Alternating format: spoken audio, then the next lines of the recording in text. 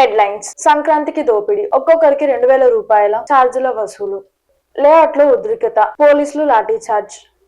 అమెరికాలో కాల్పుల కలకలం, 6 మృతి. ఎంతో కష్టపడి ఎదిగిన నేత కోమటిరెడ్డి అన్న జగ్గారెడ్డి. వచ్చే 3 రోజులు తీవ్ర చలి, హెచ్చరికలు జారీ. నిరాధారమైన కథనాలు మీడియా ప్రచారం చేయడం తగ్గించాలి అన్న టీపీసీసీ చీఫ్.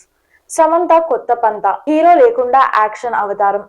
నా కొడుకు చనిపోయినప్పుడే రాజకీయాలు వదిలేస్తే బాగుండేది అన్న మంత్రి కోమటిరెడ్డి. విదుర న్యూస్ ప్రేక్షకులకి నమస్కారం. నేను మీ Sneha Goud. Welcome to Vidura news today's morning bulletin.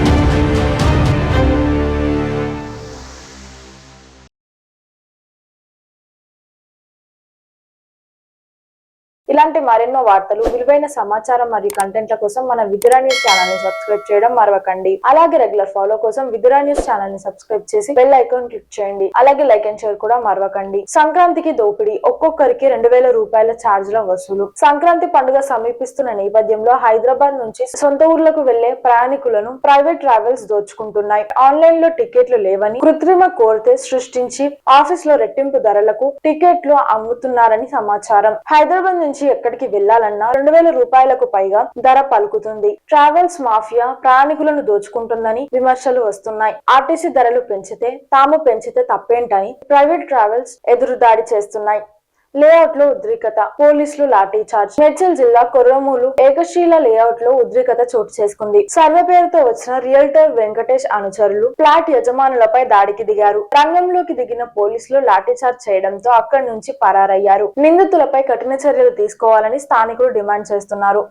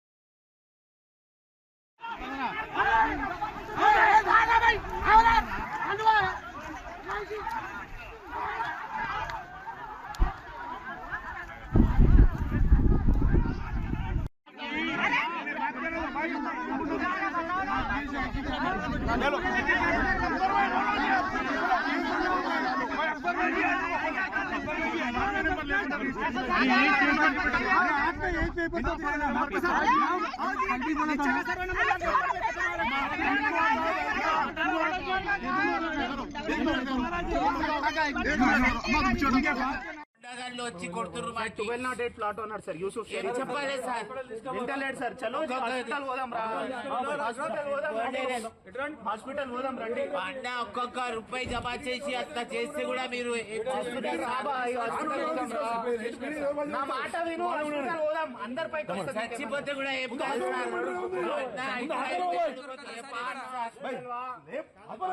కోసం నేను రాను ఇక్కడ చెప్పేమని చెప్పండి. ముందు ట్रीटमेंट అవసరం కదా. हेलो ट्रीटमेंट करने के लिए बोला रहे. हेलो फर्स्ट एड करो बोल. మా డాక్టర్ ఫ్యామిలీ డాక్టర్ బంగా తీసుకొస్తున్నాడు సార్.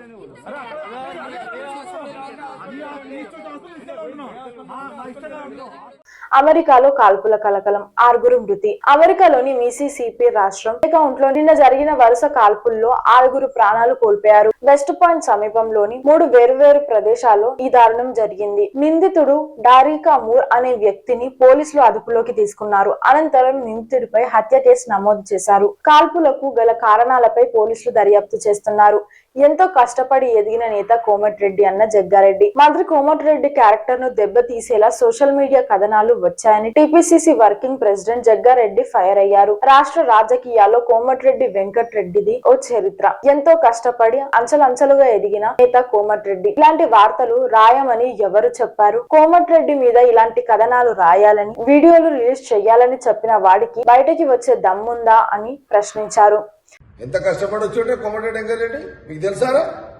కోమటిరెడ్డి అనేవాడు ఈ రాష్ట్ర రాజకీయాల్లో అదొక రోల్, ఒక పెద్ద రోల్ రా నాకు. ఆ పర్సనల్ డెవలప్మెంట్ ఎంత కష్టపడాల్సి వచ్చింది వెంకటరెడ్డి. నేను చాలా తీవ్రంగా ఆవేదనతో, ఇది మంచి పద్ధతి కాదు. ఇది మంచి సాంప్రదాయం కాదు.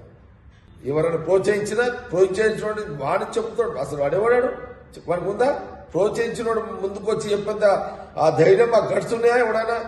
వచ్చే 3 రోజులు తీవ్ర చలి హెచ్చరికలు జారీ. తెలంగాణలో చలి తీవ్రత పెరిగింది. పలు ప్రాంతాల్లో సింగిల్ డిజిట్ ఉష్ణోగ్రతలు నమోదయ్యాయి. ఈ మేరకు రాష్ట్రంలో 3 రోజుల పాటు కనిష్ట ఉష్ణోగ్రతలు నమోదవుతాయని వాతావరణ శాఖ అధికారులు హెచ్చరిస్తున్నారు. తూర్పు ఆగ్నేయ దిశల నుంచి వీస్తున్న దిగువ స్థాయి గాలుల వల్ల రానున్న రోజుల్లో ఉష్ణోగ్రతలు 11 నుంచి 15 డిగ్రీల మధ్య కొనసాగుతాయని వాతావరణ శాఖ హెచ్చరించింది. ఈ మేరకు ప్రజలు అప్రమత్తంగా ఉండాలని నిపుణులు సూచిస్తున్నారు. నిరాధారమైన కథనాలు మీడియా ప్రచారం చేయడం తగ్గించాలి అన్న టీపీసీసీ చీఫ్. మంత్రుల ప్రైవేట్ జీవితాల గురించి నిరాధారమైన కథనాలు మీడియా ప్రచారించడం తగ్గించాలని టీపీసీసీ అధ్యక్షుడు మహేష్ కుమార్ గౌడ్ కోరారు. వాస్తవానికి దూరంగా కథనాలు వస్తున్నాయని అన్నారు. ఎన్నో ఏళ్లు కష్టపడితే గాని ఒక మంత్రి ఎమ్మెల్యే అయినా ఈ స్థాయికి రాలేరన్నారు. అలాంటి వారిపై నిరాధారమైన ఆరోపణలు చేయడం మంచిది కాదన్నారు. కాగా ఇటీవలి ఓ మంత్రి మహిళ ఐఏఎస్ అధికారిని వేధించినట్లు వార్తలు వచ్చాయి. నేను వ్యక్తిగతంగా మీ అందరి విజ్ఞప్తి, వ్యక్తుల యొక్క ప్రైవేట్ జీవితాల గురించి ఇలాంటి కథనాలు రావడం అనేది కొంత బాధాకరం. వ్యక్తుల యొక్క ప్రతిష్ట భంగం కలిగే విధంగా కథనాలు రాకుంటే మంచిది. వాస్తవానికి దూరంగా ఈ కథనాలు వస్తూ ఉన్నాయి. ఎన్నో ఏళ్ళు కష్టపడితే కానీ ఒక మంత్రి అయినా, ఒక ఎమ్మెల్యే అయినా, ఒక ఎంపీ అయినా ఆ స్థాయికి రాడు. అన్నేళ్ళు కష్టపడి త్యాగం చేసి ఆ స్థాయికి వచ్చిన వ్యక్తుల మీద నిరాధారమైన ఆరోపణలు చేయడం అనేది మంచిది కాదు. దీన్ని కొద్దిగా తగ్గించాల్సిందిగా మీ ద్వారా మిగతా మిత్రులను విజ్ఞప్తి చేస్తా ఉన్నాను. సమంత కొత్త పంత. హీరో లేకుండా యాక్షన్ అవతారం. కెరియర్ పై సందేహాలు వచ్చిన దశలో సమంత తన పంత మార్చుకొని ముందుకు సాగుతుంది. ఆరోగ్య సమస్యలు, వరుస ఫ్లాప్ల తర్వాత విరామం తీసుకొని ఆమె నిర్మాతగా కూడా మారింది. ఇప్పుడు మా ఇంటి బంగారం సినిమాతో కొత్త ప్రయత్నానికి శ్రీకారం చుట్టింది. నందిని రెడ్డి దర్శకత్వంలో తెరకెక్కుతున్న ఈ ఫ్యామిలీ యాక్షన్ డ్రామాలో సమంత ప్రధాన అక్షరానిగా నిలుస్తుంది. హీరోలపై ఆధారపడకుండా యాక్షన్ పాత్రలు మెరుస్తూ కొత్త దారిలో వెళ్తుందని ఇండస్ట్రీ వర్గాలు చెబుతున్నాయి. నా కొడుకు చనిపోయినప్పుడే రాజకీయాలు వదిలేస్తే బాగుండేది అన్న మంత్రి కోమటిరెడ్డి. మహిళా అధికారులపై వస్తున్న వార్తలను తీవ్రంగా ఖండిస్తున్నానని మంత్రి కోమటిరెడ్డి వెంకటరెడ్డి అన్నారు. తనపై ఏమైనా రాసినా తట్టుకోనని, కానీ మహిళా ఐఏఎస్ అధికారులపై ఇష్టానుసారంగా వార్తలు రాయకండి అని మీడియాను ఆయన అభ్యర్థించారు.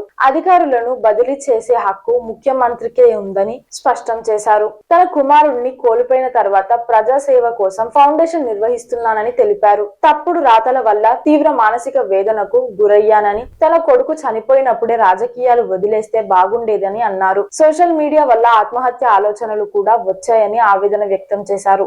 ముఖ్యమంత్రి గారు ఈ హోదాలో ఉన్న ఆయన మీద వేసినప్పుడు కూడా నాకు చాలా బాధ అనిపించింది.